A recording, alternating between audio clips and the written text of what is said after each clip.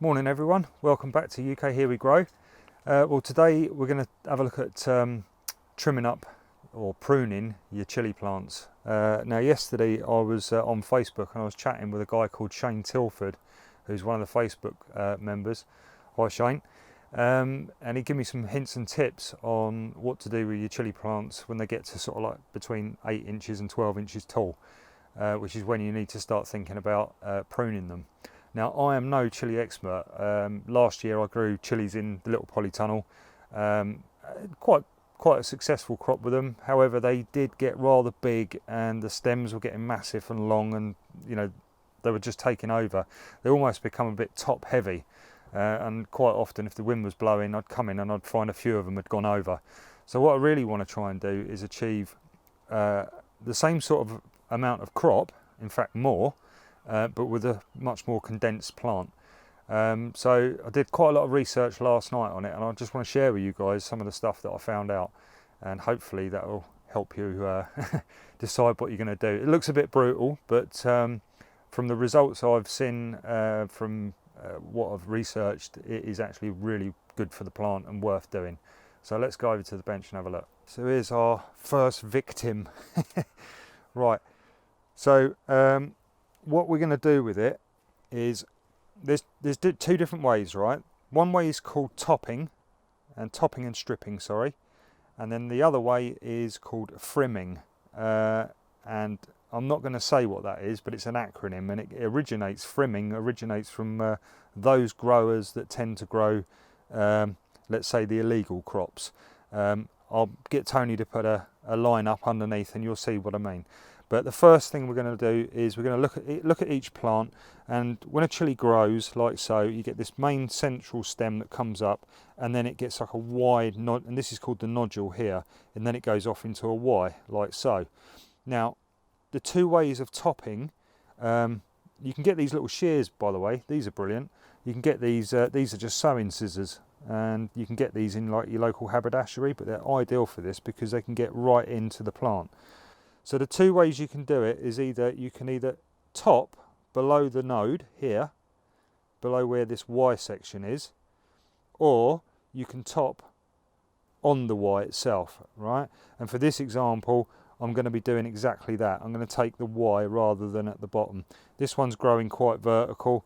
I could go below, but I still want a little bit more height in this plant, so I'm going to take it off. And also, it's flowered, and it's now starting to push some pods out.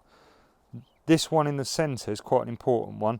That has got to come out. So whatever we do, that's the first thing I'm going to do. So I'm just going to take the snips down and take that out and discard it. I don't want this at the moment.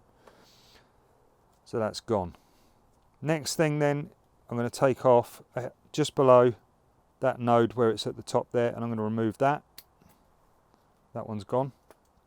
I'm going to do the same the other side. That one's gone.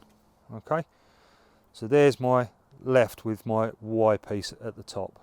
All right, these two leaves I'm going to leave on, which are the two topmost leaves. I'm also going to leave this one, which is the next one down, but all of the other lower leaves I'm going to strip back. And the way you do that is if you can imagine, how can I describe it? There's your leaf coming off, and there's the stem.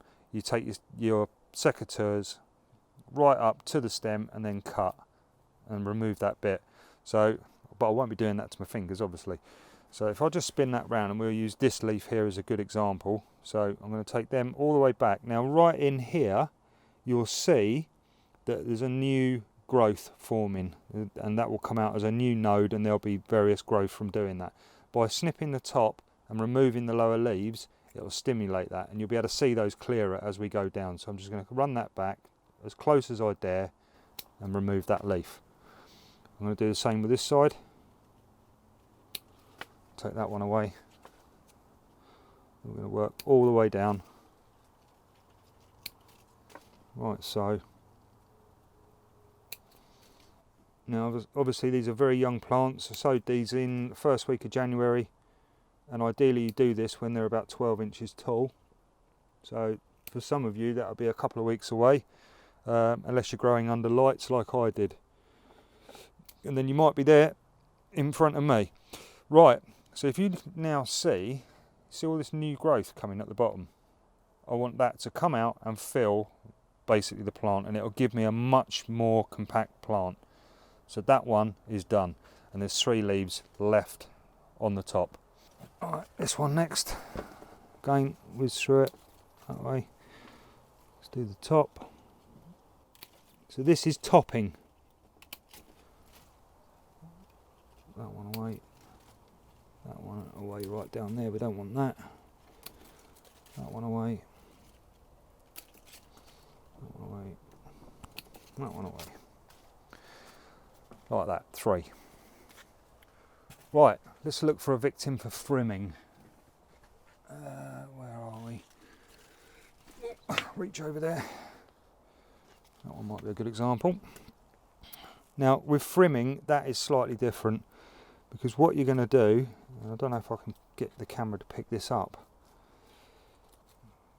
basically where that stem comes out from the central stem and then it starts splitting off and you get little buds and leaves and everything at the sort of what I call the crown bit, rather than cut below as in topping, you cut across, okay, like so. I'll do a couple of these. There's that central flower, important to get rid of that. Don't want that in there at all. In fact, there's one below it. I'm going to cut across them. Again, that'll be a frimming. And that one, that's quite a good example there. I don't know if the camera can pick that up. Hopefully it can. And then cut. Like so. You can take away some of these lower leaves as well. It'll all stimulate the growth. Like that.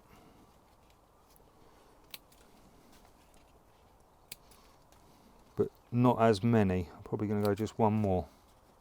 In fact, that one's looking a bit ropey, so that can go as well. Right, now, hopefully, if I bring this up to the camera, as you can see there, rather than me cutting below, I've cut just above, and you almost go through the buds. And that's it, that's frimming. So basically, with topping, what will happen with those is that I will get a big crop right at the end of the season. With the frimming, I should continue to get smaller crops that progressively increase throughout the season.